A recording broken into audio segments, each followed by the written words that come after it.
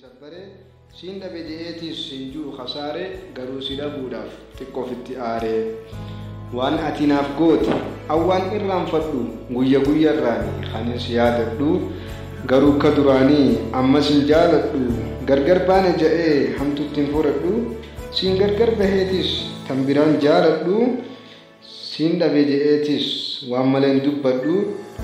si duuba taa'eetis maqaa keen hamadhu gaarii tantee malee hamtuu teen dubbadhu garuu kobbaleetti waan hin sidhaamu ilma namaa hundaaf abajaa qabaadhu akka if jaalattuun namallee jaaladhu akkaan si jaaladhuun siin dhaba waan seene si malee tan biraa jaalachuu hin feene an si dhabuu kiyyaaf sheenaan narraan baane otoo wal jaalannu kani gargar baane jaalala teenyatti jibbaadhaatu aane jaalalti gaaf duraa jibbaan jijjiiramtee nutis adda yaane nu jaalallee lameen diina waliif taane awwaasi dhabeefis lubbuun narraan baane qolfii onnee tootii dura siitu bane akkuma bantetti otoo hin cufine nutis adda baane bakka bante saniin qilleensi na seene qilleensi hammeenyaa